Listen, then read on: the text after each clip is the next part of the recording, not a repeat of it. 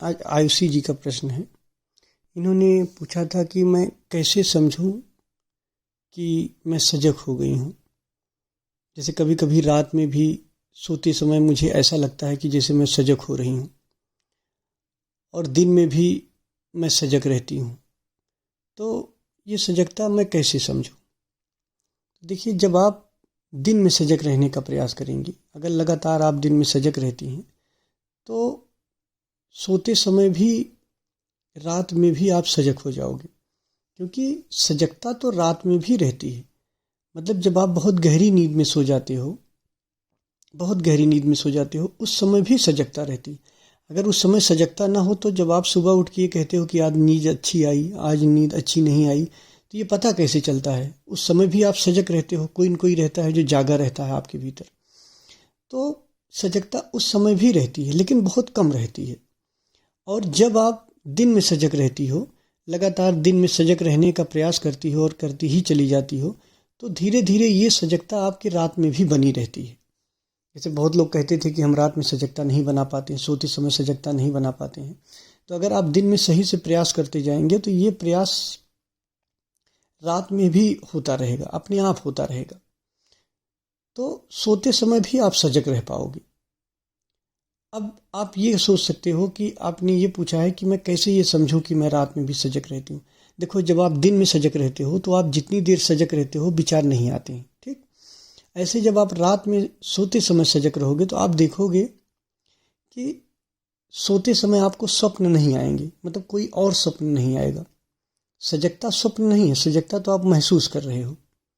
ऐसा आप नहीं देख रहे हो कि कोई और है जो सजग रहने का प्रयास कर रहा है। तो पहला लक्षण तो ये होगा कि रात में स्वप्न आना बंद हो जाएगा, मतलब आप स्वप्न नहीं देखोगे अगर आप सच में सजग हो रहे हो। और जो दिन में सजगता है, जैसे जैसे आप दिन में सजग होते हो वही वही सजगता रात में भी बनती रहती है। और मृत्यु के बाद भी ये सजगता रहती है।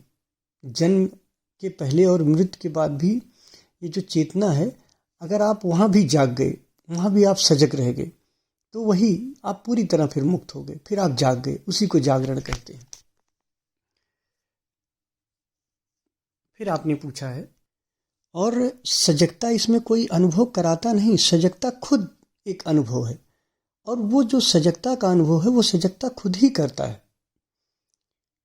अगर मान लीजिए आप ये कहते हैं कि सजगता अनुभव करा सकता है, तो किसको कराएगा अनुभव? कौन है जो सजगता का अनुभव करेगा? तो वो जो सजगता है वो सजगता खुद का ही अनुभव करता है। सजगता जो होता है वो सजगता खुद का ही अनुभव करता है। पहले चीज़ों के प्रति सजग होता है, बाहरी चीज़ों के प्रति, फिर वो खुद के प्रति सजग हो जाता है। पहले विचार के प्रति सजग होता है, विचार बंद हो जाता है। या रात में सोते समय स्वप्न के प्रति सजग होता है, स्वप्न बंद हो जाते हैं। फिर जब सब कुछ बंद हो जाते हैं, जब सजगता बचती है, तो सजगता स्वयं का अनुभव करता है। जो स्वयं का अनुभव करने वाला है वो सजगता खुद है। तो सजगता खुद ही सजगता का अनुभव करता है। और जनक और अष्टावक्र का जो संवाद है कि ये भी सत्य नहीं वो भी सत्य नहीं है, उसमें यह है कि अगर आप ये मान लेते हो कि आप सजगता हो, आप समझ रही हैं हमारी बात को, मतलब अगर हम ये मन से मान लेते हैं हम सजग हैं, अगर हम मन से मान लेते हैं कि हम समाधि को पा गए हैं, अगर हम मन से मान लेते हैं कि हम आत्मा हैं, हम परमात्मा हैं, हम सजग हो गए हैं, अगर आपने ये मान लिया मन से, मनी कि मन के रूप में, यानी कि बौद्धिक रूप से अगर आप ये सोचते हो कि आप सजग हो, पर अगर आप सजग नहीं हो रहे हो, एक विचार आप मान लिए। अष्टावक्र बार बार ये समझा रहे हैं कि कोई अवस्था जिसको आप मन से मान लेते हो वो आप नहीं हो। आप बहुत गहराई से समझेंगी तब इस बात को समझ पाएंगे। अष्टावक्र बार बार ये कह रहे हैं कि आप समाधि भी नहीं हो, आप ध्यान भी नहीं हो, आप सजगता भी नहीं हो। इसका क्या मतलब? इसका मतलब है कि सजगता अगर हम मन से मान लेते हैं, मतलब बौद्धिक स्तर से हम मान लेते हैं कि हम सजग हैं, तो हम सजग नहीं हैं, वो मान्यता नहीं है। वास्तव में जब हम सजग हैं, जब हमारे वो सजगता अनुभव में आ जाए, जो हमारा अनुभव है, जो सजगता है, अगर हम उसका अनुभव करने लगते हैं, वो तब की बात कही जा रही है। जैसे अष्टावक्र ये कहते नहीं है कि मुझ चैतन्य रूपी सागर में चित्त रूपी लहरें अपने स्वभाव से उठती हैं और विलीन हो जाती हैं, मैं देखने वाला चैतन्य सिर्फ देखता हूँ। तो ये जो लहरों का उठना, जनक समझा रहे हैं अष्टावक्र को कि लहरें उठ रही, तो लहरें किस में उठ रही? वो जो लहरें हैं वो विचार को कही जा रही हैं। लेकिन अगर आप ये मानते हो बौद्धिक रूप से कि आप सजगता हो, या बौद्धिक रूप से आप मानते हो कि आप समाधि हो, आप चेतना हो, तो ये गलत है। वो उसी बात को लेके कह रहे हैं कि वो भी सत्य नहीं, ये भी सत्य नहीं।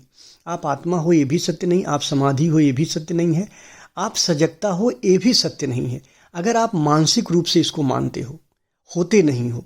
जब आप होते हो सजग, आप सजग होते हो, वो भावदशा, वो जो होना मात्र है, वो कॉन्शियस है, उसकी बात नहीं कर रहे हो। वो बता रहे हैं कि वो जो बौद्धिक रूप से जब आप किसी चीज को मानते हो, जब आप सजगता का अनुभव करती रहती हैं, जैसे आपने फ्लीटिंग समाधि के बारे में कहा है, तो जब सजगता का अनुभव करती रहती है, यानी कि जब आप चीज़ों के प्रति सजग रहती हैं, जैसे विचार के प्रति सजग रहें, फिर धीरे धीरे विचार खो गए, फिर सजगता, सिर्फ सजगता बची और सजगता अपने प्रति सजग है।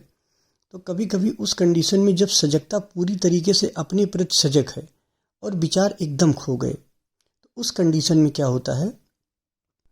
उस कंडीशन में सजगता, क्योंकि अब विचार खो गए हैं, अब विचार खो गए हैं, तो जो सजगता थी वो विचार के कारण विचार को देख रही थी, ठीक। अब विचार पूरी तरह खो गए, तो जब विचार पूरी तरह खो गए तो जो सजगता बची, वो सजगता अब किसी और को तो देख नहीं रही है, अब सिर्फ सजग है और अपने प्रति सजग है, स्वयं के प्रति सजग है सजगता। फिर क्या होता है? कुछ समय के लिए कभी कभी हम शून्य अवस्था में चले जाते हैं, मतलब कि उस कंडीशन में चले जाते हैं जिसे हम कलेक्टिव कॉन्शियसनेस कहते हैं। मतलब हम वहाँ पे सबके साथ एक हो जाते हैं। लेकिन ये तब संभव होता है, ये तब हो पाता है कि जब पूरी तरह से हम सजग हो जाते हैं और विचार पूरी तरीके से बंद हो जाते हैं। जब पूरी तरीके से विचार बंद हो जाते हैं, भाव खो जाते हैं और थोड़ी देर हम उसी सजगता की अवस्था में रहते हैं, तो हम उस कंडीशन में पहुँच जाते हैं कि हम सबके साथ जुड़ जाते हैं। तो वो भी एक सजगता की हिस्सा है, वो भी एक प्रक्रिया की ही हिस्सा है। अभी वहाँ पूर्णता नहीं आई है, जो आपने आगे बताया था, क्योंकि वहाँ पे अभी पूर्णता नहीं आई है। जब वो पूर्ण हो जाती है तब ये बात खत्म हो जाती है। जैसे वो पूर्ण हो गई फिर तो एक हो गई। बट जब आप प्रक्रिया के बीच में हो तो कभी कभी ये चीज़ आती रहेगी। तो फ्लीटिंग समाधि भी एक उसकी प्रक्रिया, एक रास्ते का हिस्सा है, मंजिल नहीं है। और ये आपने बहुत अच्छा कहा है कि जब कभी कभी सजगता के दौरान जब मैं खुद को भूल जाती हूँ सजग रहना, तो कभी कभी मुझे ऐसा लगता है कि जैसे नींद से उठने के बाद लगता है। तो ये जो हमारा जागना है, यहाँ भी हम खोए रहते हैं, क्योंकि यहाँ भी हम एक तरह की नींद में रहते हैं। तो इसीलिए जब आप सजग होती हैं तब आपको लगता है कि अरे ये तो मैं नींद में थी, क्योंकि सजगता के लिए कोई नींद नहीं है। आपने अभी शुरू में बताया था कि जब मैं सजग रहती हूँ तो ऐसा लगता है कि मैं नींद में भी सजग हो रही हूँ। तो सजगता के लिए कोई नींद नहीं है, मतलब नींद में भी सजगता मौजूद है और जागृत अवस्था में भी सजगता मौजूद है। लेकिन ये जो हमारा जागृत है, जो हम दिन में जागते हैं, जैसे आपने बताया कि विचारों में जब मैं खो जाती हूँ और फिर जब मुझे होश आता है तो ऐसा लगता है कि जैसे मैं नींद से जागी हूँ। तो ये जो हमारा दिन का जो जागना है, ये भी नींद जैसा ही है, यहाँ हम खोए रहते हैं। तो जब आप सतत सजग हो जाएंगी, कंटिन्यूअस आपकी सजगता जब बनी रहेगी, तब आपके लिए नींद और ये जो दिन, ये दोनों खो जाएंगे। जो रात है और जो दिन है, ये दोनों अवस्था खो जाएगी। जैसे रात में आप बता रही हैं सजग हो रही हैं, और दिन में जो आप सजग हो रही हैं, तो रात और दिन खो जाता है, खत्म हो जाता है। क्योंकि जो हमारा दिन है वो भी निद्रा से ज़्यादा नहीं, वो भी एक तरह की नींद है, जो हम जिसे जागृत अवस्था कहते हैं। इसमें भी हम सोए रहते हैं, इसमें भी हम सोए रहते हैं। तभी तो ये लगता है कि जब हमें होश आता है तो ऐसा लगता है कि जैसे नींद से उठते हैं तो लगता है, क्योंकि नींद वो तो एक तरीके की बेहोशी थी, यहाँ भी हम एक तरीके की बेहोशी में रहते हैं। तो यहाँ भी एक तरीके से ऐसा लगता है जैसे हम नींद। सजगता और होश और समाधि, फिर आपने पूछा है क्या अंतर है। सजगता होश लगभग एक ही चीज़ है, थोड़ा सा बहुत बारीक अंतर है, अगर आप समझोगी तो समझ पाओगी। जैसे जब हम किसी के प्रति सजग रहते हैं, जैसे विचार आया तो विचार की प्रति सजग हैं, स्वप्न आया तो स्वप्न की प्रति सजग हैं। हम अगर किसी के प्रति सजग हैं, अगर हमारा सजगता किसी के सापेक्ष है तो उसको सजगता कहते हैं। और जब वो चीज़ खोने लगता है, जैसे वो चीज़ मान लीजिए नहीं है, विचार नहीं है, मान लीजिए कोई भाव भी नहीं है, तो उस समय भी अगर जो हम सजग रहते हैं तो उस समय होश है। फिर होश मतलब सजगता के प्रति जो सजग होती है उस कंडीशन को होश कहते हैं। बट आप दोनों एक ही नाम ले सकते हो, दोनों में ही एक नाम ले सकते हो, इसमें कोई विशेष अंतर नहीं। अब रही बात समाधि की, तो जो समाधि होती है इसे बहुत ध्यान से समझिए।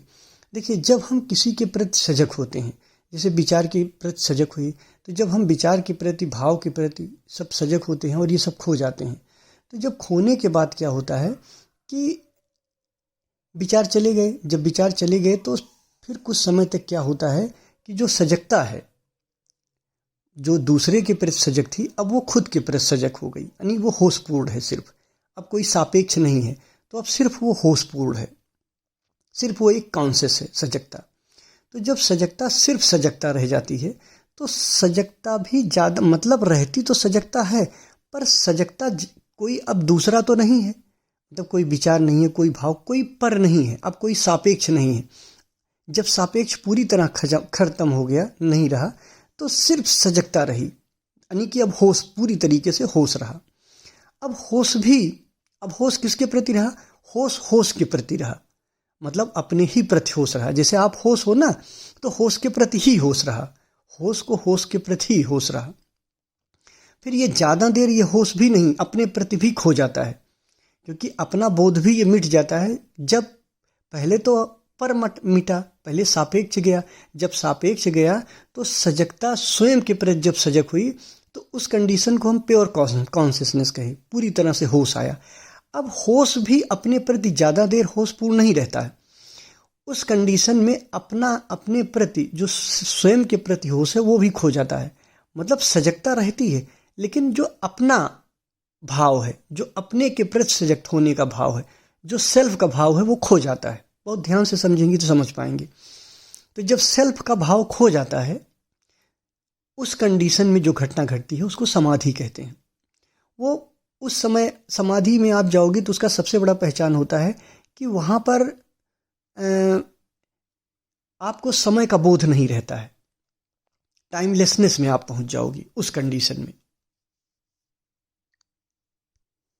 जब मैं होश घटने की बात कहता हूँ तो मेरा कहने का मतलब ये होता है कि जैसे आपने अभी बताया नहीं कि आप खो जाती हैं और विचार चलने लगते हैं, तो जब भी आपका होश घटेगा तो विचार चलने लगता है, भाव चलने लगता है, कुछ न कुछ होने लगता है, आप खो जाती हैं। तो होश घटने का मतलब पूरी तरीके से ये होता है कि अब जो हमारा होश था, जिस लेवल पे होश था, जिस लेवल पे विचार खो गए हैं, वो होश अब घट गया। जब होश घट गया तो विचार भाव ये सब चलने लगते हैं। तो होश का एक मिनिमम पॉइंट है। जैसे हम होश बढ़ाने का मतलब कि एक निश्चित होश, मतलब हम जिस होश में ध्यान करने बैठे हैं, अगर हम उसी होश में बैठे रहें, होश कम ना होने पाए। जैसे जैसे आपका ध्यान बढ़ता जाता है तो होश घटता जाता है, क्योंकि भूलते जाते हो, भूलने की आदत है। तो एक ऐसी अवस्था आती है जहाँ से होश नहीं घटता है, मतलब उसी को होश का बढ़ना और घटना कहते हैं। क्योंकि होश कम हो रहा है, होश ज़्यादा हो रहा है। ध्यान क्या है? ध्यान वो प्रक्रिया है जो हमारे होश को बढ़ाता रहता है। मतलब अब एक शब्दों में, अगर एक लाइन में आप देखा जाए तो आप ये कह सकती हो कि जो ध्यान है, ध्यान होश बढ़ाने की प्रक्रिया है, प्रयास है। एक्टिवली प्रयास करते हैं, फिर हम पैसिवली प्रयास करते हैं। तो ध्यान होश बढ़ाने का प्रयास है, और होश का एक ऐसा बिंदु भी है जहाँ पहुँच के होश घटता नहीं। जब उस कंडीशन में आप पहुँच जाओगे, उसके आगे जो अल्टीमेट समाधि जिसे हम कहते हैं वो मिलती है। बाकी जो समाधि बीच बीच में आती है और जाती है, कि कभी हमें लगा कि हम पहुँच गए, कभी लगता है कि हम नहीं पहुँचे, तो वो आती जाती रहेगी। लेकिन जो अल्टीमेट समाधि होती है वो वहीं मिलती है जब हम कंप्लीट कॉन्शियसनेस में पहुँच जाते हैं, पूर्ण होश में पहुँच जाते हैं। तो शायद आप समझी हो। बाकी अगर और कुछ क्लियर हो तो बताइएगा, हम डिस्कस कर लेंगे।